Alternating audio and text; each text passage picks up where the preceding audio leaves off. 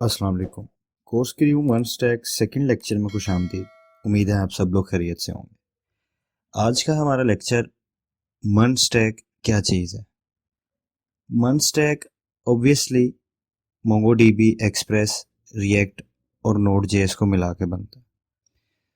सो MongoDB, express, react और node JS है क्या चीज़, इसके बारे में आपको पहले इल्म होना चाहिए। रिएक्ट, सबसे पहले हम रिएक्ट को डिस्कस करते हैं। रिएक्ट जो है आपकी जितनी भी यूज़र इंटरफेस, जितना भी आपका फ्रंट एंड है, सारा रिएक्ट पे बनता है। अगर आसान लफ्ज़ों में कहूँ तो आपका यूज़र जो भी चीज़ फ्रंट पे देखेगा, जो भी चीज़ उसे नज़र आएगी, वो सब रिएक्ट बनाती है। रिएक्ट फेसबुक की लाइब्रेरी है जो जावास्क्रिप्ट लैंग्वेज को यूज़ करती है। रिएक्ट ईजी टू यूज़ है इसलिए क्योंकि इसमें आप कंपोनेंट्स को बना के अलहदा से और कहीं पे भी यूज़ कर सकते हैं। कंपोनेंट्स को आप कभी भी कहीं पे भी कॉल कर सकते हैं, इंपोर्ट कहीं से भी करवा सकते हैं। रिएक्ट का सबसे बड़ा फ़ायदा यह है कि ये कोड की रीयूजेबिलिटी बढ़ाता है। आपको बार बार कोई चीज़ नए सिरे से नहीं बनानी पड़ती। और हम इंशाल्लाह रिएक्ट को स्टडी करेंगे और प्रोफेशनल तरीके से स्टडी करेंगे। दूसरी तरफ आपका रिएक्ट फ्रंट एंड जो है वो बैक एंड के साथ किस तरह से कनेक्ट होता है वो स्टडी करेंगे हम इंशाल्लाह। लेकिन बैकएंड हमारा बनता है नोड जेएस, एक्सप्रेस जेएस पे। अब बैकएंड क्या चीज़ है और फ्रंट एंड क्या चीज़ है। फ्रंट एंड पहले भी बता चुका हूँ कि जितनी आपकी सारी चीज़ें आप स्क्रीन पे देखते हैं वो सब फ्रंट एंड।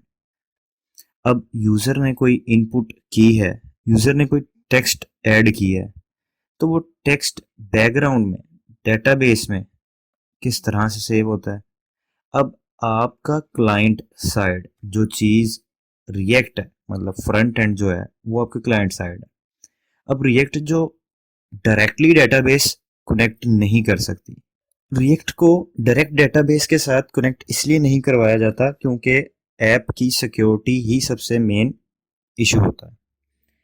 अगर आपकी ऐप सिक्योर नहीं है तो आपकी ऐप किसी काम की नहीं है। डायरेक्ट डेटाबेस के साथ कनेक्शन नहीं करवाया जाता। सबसे पहले रिक्वेस्ट भेजी जाती है सर्वर को, और सर्वर जो है उस रिक्वेस्ट को चेक करता है कि ये वाकई ऑथेंटिकेटेड है कि नहीं। ये ऑथेंटिकेशन मैं बार बार लफ्ज़ इसलिए यूज़ कर रहा हूँ क्योंकि इस पे हमने काफ़ी काम करना है।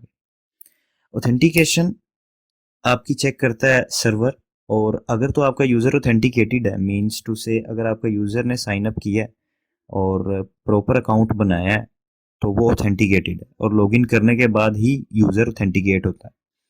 उसका JWT आपके क्रोम ब्राउज़र में या किसी भी ब्राउज़र जो भी यूज़ कर रहे होते हो उसमें सेव होता है।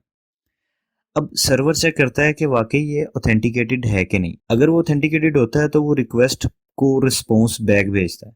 डेटाबेस से जो भी लॉजिक बैकएंड ने सर्वर पे जो भी लॉजिक लगी होती है वो मोंगोडीबी से डाटा पकड़ता है और रिस्पॉन्स में वापस भेज देता है, और ये रिस्पॉन्स सारा जाता है जेसन फॉर्मेट में।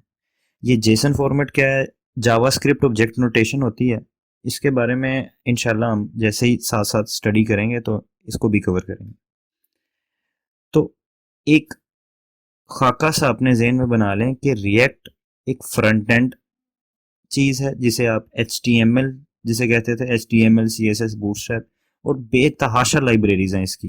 रिएक्ट में हम काफ़ी कुछ यूज़ कर सकते हैं और बहुत इजीली हम इसे यूज़ करेंगे। बैकएंड आपका नोड जेएस, एक्सप्रेस जो सर्वर पे है, वो एपीआई कॉल जो है उसे एग्जीक्यूट, आपकी एपीआई कॉल फ्रंट एंड पे होती है और वो बैकएंड पे हिट करती है। बैकएंड चेक करता है ऑथेंटिकेशन, और जो लॉजिक बैकएंड पे होती है वहां से वो आपको डेटाबेस से डाटा गेट करके वो रिस्पॉन्स में भेज देता है। अगेन रिस्पॉन्स सिर्फ जेसन फॉर्मेट में होता है। डेटाबेस डायरेक्ट रिएक्ट के साथ फ्रंट एंड के साथ कनेक्ट नहीं होती। ये एक सिंपल सा खाका है और सिंपल सा फॉर्मेट है जिसमें हमारी पूरी ऐप काम करती है। इंशाल्लाह अगले लेक्चर में मिलते हैं कोर्स क्रू में। इस लेक्चर के लिए सिर्फ इतना ही। नए आने वाले लोगों से गुजारिश है कि वो इस चैनल को सब्सक्राइब करें ताकि अगले आने वाले लेक्चर्स उन तक पहुंचते रहें। शुक्रिया।